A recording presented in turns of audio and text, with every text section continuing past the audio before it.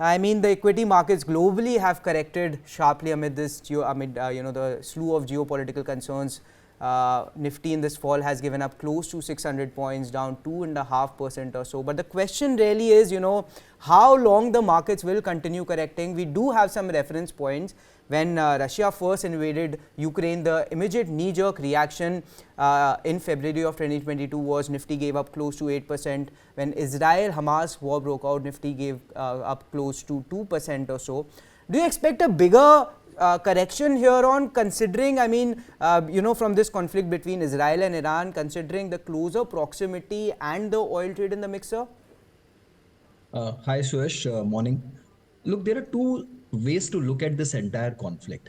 One is that both the parties involved out here, Iran and Israel, are seemingly not in a mood to escalate the entire thing.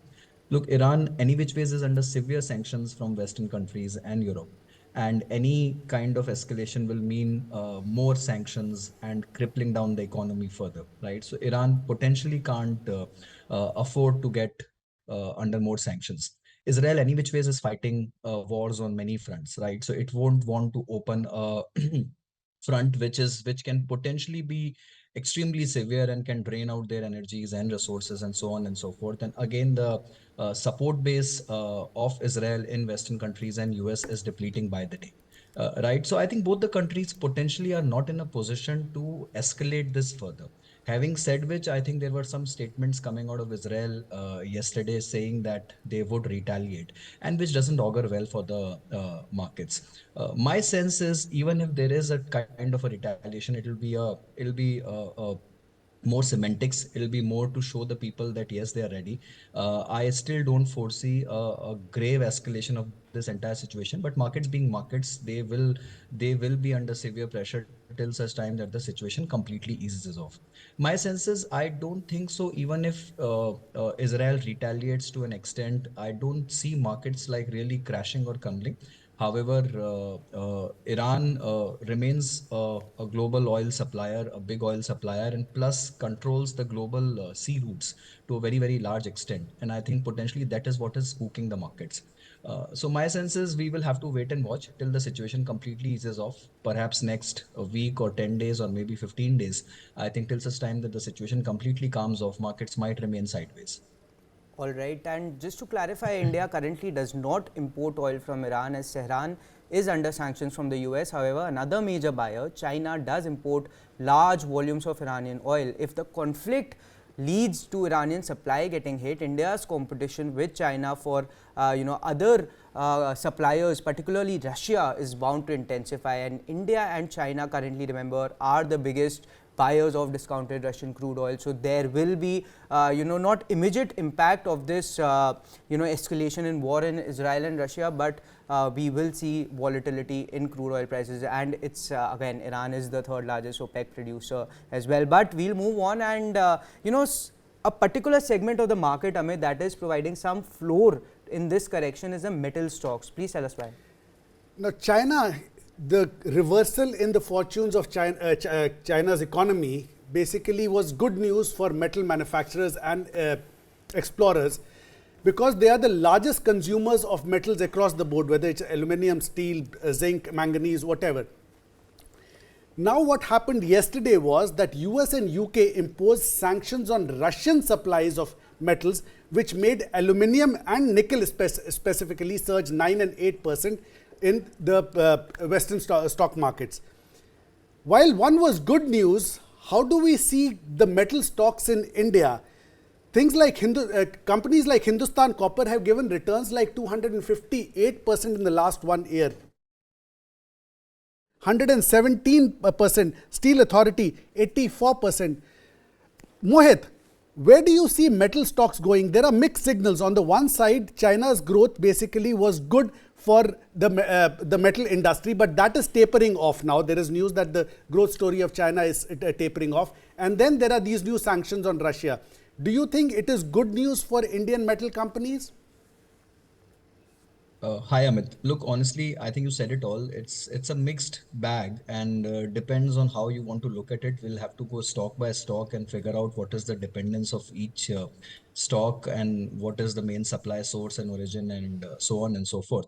Having said which, I think the ban by LME on Russian metals being imported only by US and UK, my sense is, isn't much of a dent. To be very honest, Russian metal has been selling, and China has been buying Russian metals directly. And the Chinese imports of Russian metal has been growing dramatically over last few years. In fact, Chinese aluminum import from Russia is at an all-time high. If you check last year's data, right? And Russia continues to remain a large global supplier of aluminum, nickel, and the grade one nickel. I think Russia supplies almost 14% of world's supply. So I think Russia continues to dominate that thing. Trying to curb the Russian supply will mean that the prices will break. For Russia, the prices will break in the non-LME markets.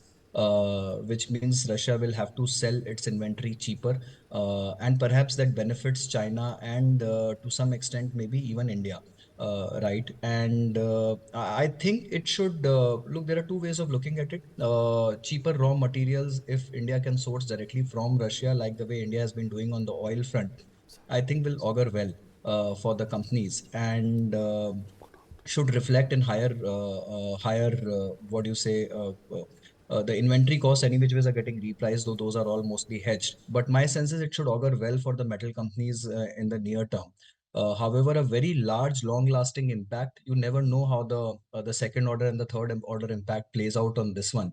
But my sense is in the near term, if India can source direct supplies from Russia, and if the companies individually will have to check, can perhaps figure out a way to get their raw materials or inventories directly, then I think it augurs well for the metal stocks.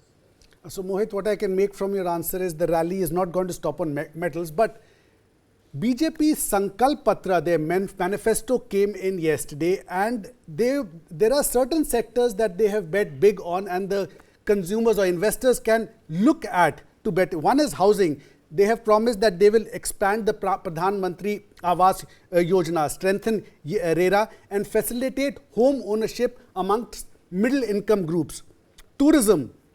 They, all the islands are this BJP is looking at making them as global tourism hubs, especially islands. They've specified that. Railways, 5,000 plus kilometers of railway lines every year. EVs, the new EV policy is on, and the government itself is going to be focusing on developing EV infrastructure, especially charging across the length and breadth of the country. Auto ancillaries, ones that are likely to benefit most from the new EV policy. PSU banks, now they have the manifesto has promised to double the Mudra loan limit to 20 lakhs. So that is good news for basically public sector banks in the small loan segment.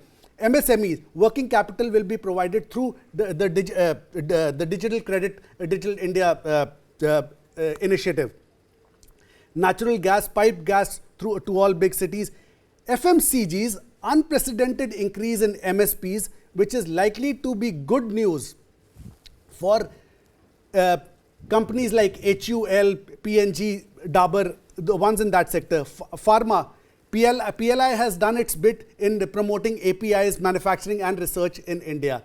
Mohit, what do you see this as as big growth sectors, or it will be more than this? These will affect the other sectors as well, or is it just these sectors? And which among these do you think investors can look most closely at? Amit, yeah, I think since the time the Sankalp Patra has been released, market has been analyzing every finer detail, every line out there, and trying to figure out what stocks are potentially linked and which can perhaps benefit. And I think market, to some extent or to a very large extent, is factoring that the same incumbent government will continue and come back with a full majority. if we continue to believe in that hypothesis, then yes, I think there are plenty of sectors and stocks which look attractive. However, if you go very closely, honestly, I think 70-80% of the sectors are covered, right? There's very little you can say. You see the focus on self-reliance and manufacturing, which is both on defense side, the aero products, aviation, shipbuilding, all those stocks are somewhat covered. The focus on EV, semiconductor, chip manufacturing, and so on and so forth. So that's covered.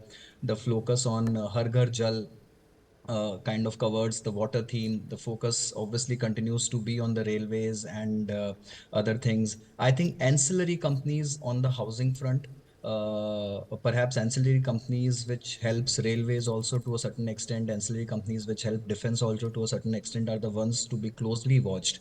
The pipe companies, the wire companies, the cable companies, right? I think those are the ones which will see massive amount of growth with or without government action also, given the way India is demographically changing and given the way the infra development is happening across, right?